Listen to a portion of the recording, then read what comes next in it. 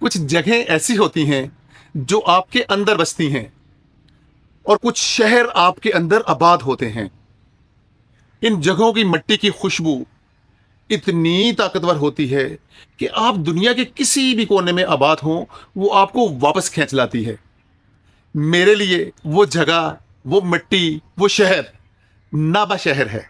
मेरे दादाजी का शहर, जहां मेरी जड़ें हैं, जहां मेरा खानदान बसता था। 1947 में वो शहर उनसे छूट गया, लेकिन आज भी मेरे दिल के एक कोने में वो शहर जिंदा भी है, वो शहर आबाद भी है। उस सफर में मुझे दो इंसान मिले।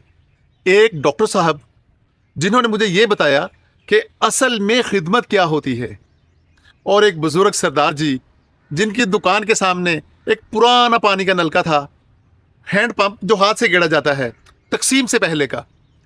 और मैंने जब उस नलके से पानी पिया तो दोस्तों यकीन माने मैं अपने आंसू ना रोक सका। दोस्तों, आज की कहानी नाबा शहर की कहानी है, मेरी जड़ों की कहानी है। मैं जब इंडिया में था तो मुझे अगर कोई भी कहता कि नाबा चलना है तो मैं सब कुछ छोड़ छाड़ के, खा मुझे कितना भी ज़रूरी काम होता, मैं तैयार हो जाता और कहता चलना है। दोस्तों, नाबा शहर कोई सैर करने वाली जगह नहीं है, ना ही ये कोई बहुत बड़ा शहर है। ये मेरा घर है, मेरी विरासत है, मेरी पहचान है। हमें पाकिस्तान में नाबे आले कहते हैं। उस सफ़र में मुझे दो इंसान मिले। एक डॉक्टर साहब, जिन्होंने मुझे ये बताया कि खिदमत क्या होती है, और एक बुज़ुर्ग सरदार जी, जिनकी दुकान के सामने एक पुराना पानी का नलका था, तकसीम से पहले का। और जब मैंने उस नलके से पानी पिया तो दोस्तों यकीन करना कि मैं अपने आंसू ना रोक सका।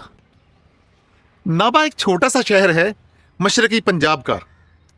ये लुधियाने, मालेरकोटले और पटियाले के दरमियान में है। कभी ये रियासत हुआ करता था। दोस्तों, आज भी जब मैं नाबे की गलियों में चलता हूँ तो मुझे ऐसे लगता है, ऐसा महसूस होता है जैसे मैं अपने दादाजी की उंगली पकड़ के उनके साथ साथ चल रहा हूँ। दोस्तों, ये दर्द भी बड़ा अजीब दर्द है जब आप अपने शहर में अपने आप को अजनबी महसूस करें, पराया महसूस करें। लेकिन जब उसी शहर के लोग आपको पहचानते हैं, आपको जानते हैं, आपकी इज्जत करते हैं, एहतराम करते हैं, तो फिर सुकून भी बहुत मिलता है, मज़ा भी बहुत आता है। इस बार नाबे जाने का बहाना मेरी एक अजीज़ा के घुटनों का दर्द था। डॉक्टर बंसल साहब से मुलाकात करना थी। डॉक्टर बंसल साहब एक माहिर आर्थोपेडिक और फिजियोथेरेपिस्ट हैं। उनके क्लिनिक में मैंने जो कुछ देखा वो मैंने ज़िंदगी में पहले कभी ना देखा था, ना कभी सुना था, ना कभी ये महसूस ही किया था कि ऐसा हो सकता है।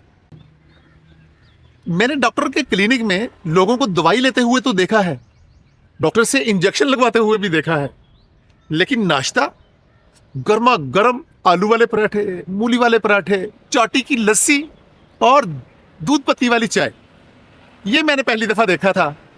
आइए आपको बताता हूँ कि ये क्या कहानी है। हम डॉक्टर साहब के क्लिनिक पर पहुँचे। डॉक्टर साहब हड्डियों और जोड़ों के माहिर डॉक्टर थे। पूरे हिंदुस्तान से उनके पास मरीज तशरीफ़ लाते थे, कई कई घंटों का सफ़र तय करके। हम जब पहुंचे तो डॉक्टर साहब को बैठने में अभी 1 घंटा बाकी था। हम वेटिंग एरिया में चले गए और दोस्तों, वेटिंग एरिया का मंजर ही अजीब था। एक नौजवान लड़का और एक बुजुर्ग आदमी भाग भाग कर लोगों को नाश्ता दे रहे थे। गर्मा गर्म पराठे, साथ में चाटी की लस्सी और गर्म दूध पत्ती। और साथ में वो पूछते भी जा रहे थे कि कुछ होर चीज़ चाहिए थानू, कोई चाह होर चाहिए होवे, कोई होर पराठे चाहिए होन, और तुहाडी चाह ठंडी तो नहीं हो गई, चाटी दी लस्सी होर चाहिए ठंडी ठंडी। मेरी अजीज़ा मेरी तरफ देख रही थी और मैं उनकी तरफ, और दोनों के चेहरे पर एक ही सवाल था कि ये डॉक्टर साहब का क्लिनिक है या लंगर खाना। हम तो घर से नाश्ता करके गए थे, लेकिन जब इतना ज़्यादा प्यार हो, बेशक आपका पेट भरा हुआ है, फिर भी आपको बैठ के खाना खाना ही पड़ता है। हमारे लिए भी नाश्ता आ गया। और नाश्ता करते हुए मैं सोच रहा था कि ये कौन लोग हैं, क्या कोई मुलाजिम है या किसी तंजीम के साथ इनका ताल्लुक है या किसी सेवा संस्था से आए हुए लोग हैं। और जब पता चला कि ये कौन लोग हैं तो यकीन माने रूह तक सरशार हो गई। वो लड़का जो भाग भाग कर लोगों को नाश्ता दे रहा था, लोगों की खिदमत कर रहा था, वो लड़का डॉक्टर साहब का इकलौता बेटा था। और वो बुजुर्ग जो लोगों से बार बार पूछ रहे थे कि किसी ने कोई होर पराठा तो नहीं चाहिए, किसी ने ठंडी लस्सी तो नहीं चाहिए, क्योंकि गर्मी के दिन थे, बार बार वो लस्सी का पूछ रहे थे। किसी की चाह तो नहीं ठंडी हो गई। वो बुजुर्ग खुद डॉक्टर साहब थे। और घर के अंदर डॉक्टर साहब की बेगम, वो भी ज़ाहिर है बुजुर्ग होंगी, वो खुद पराठे पका पका के दे रही थी गर्मा गर्म। कोई मुलाजिम नहीं, सारी फैमिली जो है लोगों की खिदमत में लगी हुई है। जब हमारी बारी आई और हम क्लिनिक के अंदर गए तो मैंने बेड से ही डॉक्टर साहब से सीधा सवाल कर दिया कि डॉक्टर साहब, ये नाश्ते का क्या सिलसिला है? और डॉक्टर साहब ने जो जवाब दिया, उन्होंने कमाल कर दिया। और मैं सोच में पड़ गया कि ऐसे लोग भी होते हैं इस दुनिया में। डॉक्टर साहब को जब पता चला कि मैं पाकिस्तान से हूँ तो वो बहुत खुश हुए। उनके चेहरे पर एक अजीब तरह की चमक आ गई। तो वो मुझसे बोले कि बेटा, मेरे पास बहुत दूर दराज से लोग अपने इलाज के लिए आते हैं, कई कई घंटों का सफ़र करके। किसी ने खाना खाया, किसी ने नाश्ता किया या नहीं किया, क्या पता। इन लोगों का इलाज करना मेरा फ़र्ज़ है और इन लोगों की भूख का ख्याल रखना ये मेरी जिम्मेदारी है। पहले ये अपना पेट भर लें, फिर इत्मीनान से मेरे सामने बैठ सकेंगे, क्योंकि भूखे आदमी का दर्द तो कुछ और बढ़ जाता है और मेरा तो काम ही इस दर्द का इलाज करना है।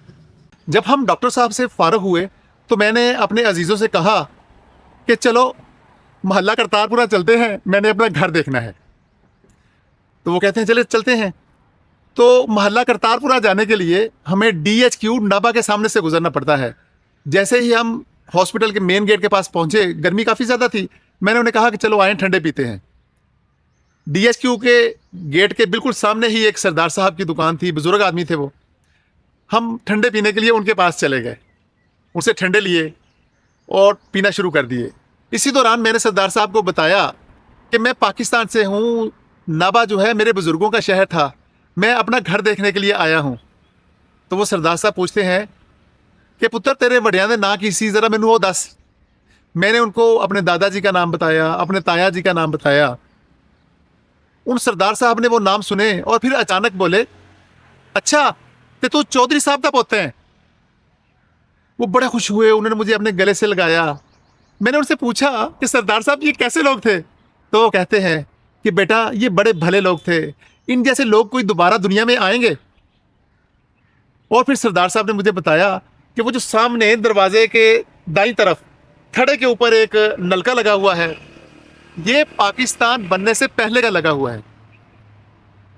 यहाँ की इंतज़ामिया ने, शहर के ज़िम्मेदारों ने हमें बड़ी दफ़ा कहा है कि हम इस नलके की जगह पे आपको इलेक्ट्रिक पंप लगा देते हैं ताकि आपके लिए पानी लेने में आसानी हो।